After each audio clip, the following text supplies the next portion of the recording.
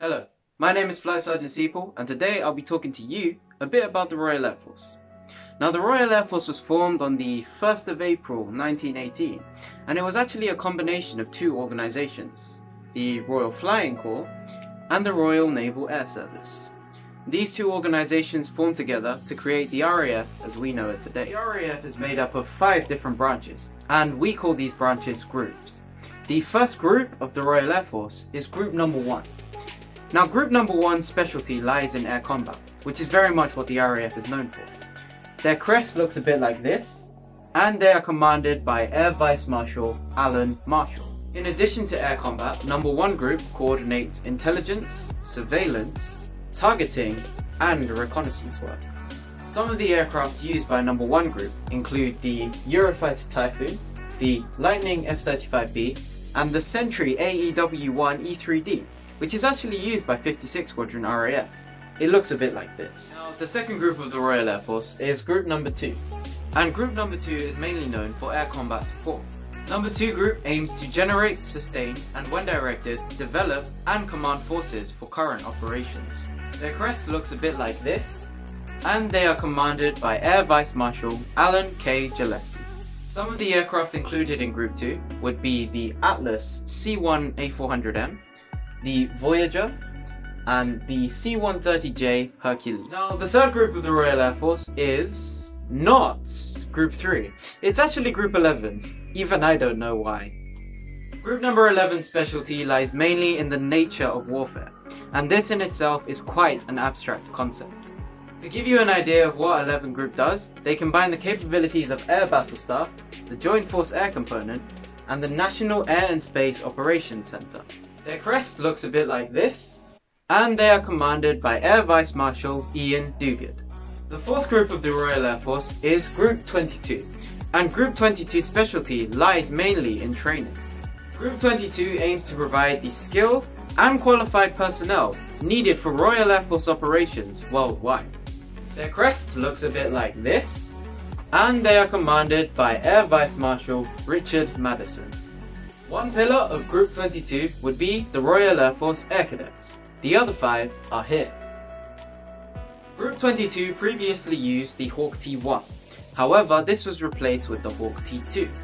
Now, the Hawk T-1 is still in service, and it is actually the aircraft used by the Red Arrows aerobatics team. Another aircraft which is used by Group 22 is the Tutor T-1, and this is actually the aircraft that the Royal Air Force Air Cadets use. The fifth and final group of the Royal Air Force is Group 83, and Group 83 is the Expeditionary Air Group. Group 83 is based in the Middle East, and their main priority is combating against active terrorist groups. Number 83's area of responsibility extends from the southern end of the Arabian Gulf to the eastern Mediterranean. Their crest looks a bit like this, and they are commanded by Air Commodore Simon Strastin. As you know, the Royal Air Force is part of the British military, and this means that they have served in a lot of different conflicts. However, for this video, we will be focusing on 3, and these 3 conflicts are World War II, the Cold War, and the Falklands War. One of the first conflicts that the Royal Air Force served in was actually World War II, and World War II was a 6-year-long conflict from 1939 to 1945. World War II was a major conflict involving 2 separate powers. The first power would be the Allied powers. Now, the Allied powers consisted of Britain, USA, and Russia. And of course, there was the Axis powers. The Axis powers consisted of Germany, Italy, and Japan. Following the events of 1939, when Nazi Germany invaded Poland, Britain, along with France, Australia, and New Zealand, all declared war on Germany. By the time it was 1940, Hitler's troops had taken control of most of Europe, and this had forced British troops to retreat, and they were evacuated from Dunkirk Beach. The RAF had a key role in Dunkirk because they were there to ensure that the British and the French troops had enough time to evacuate safely without being attacked by the German Luftwaffe. Shortly after the events at Dunkirk, Germany launched an attack against Great Britain, and this became known as the Battle of Britain. And the Battle of Britain is probably one of the most well-known air battles to date.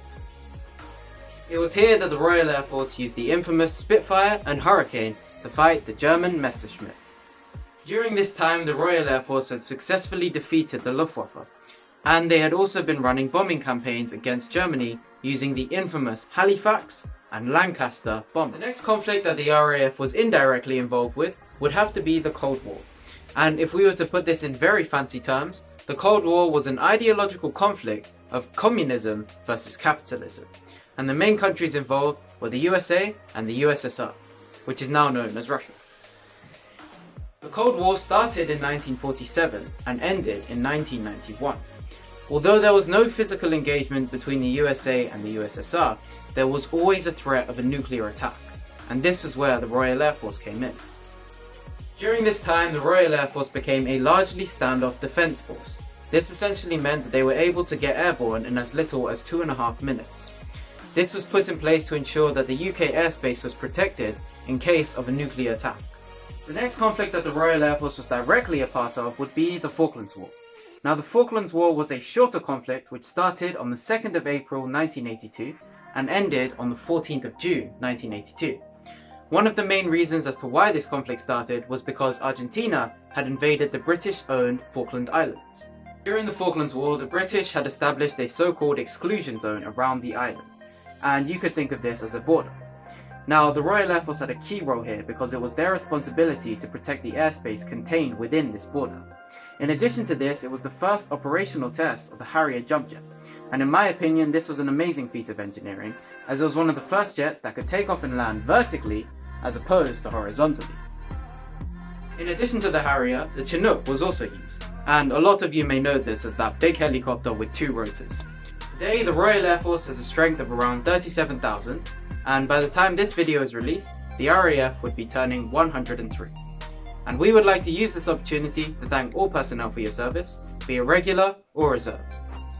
Make sure to subscribe to the channel and drop us a follow on our Instagram page. My name is Flight Sergeant Seepaul, and hopefully you've learned something about the RAF.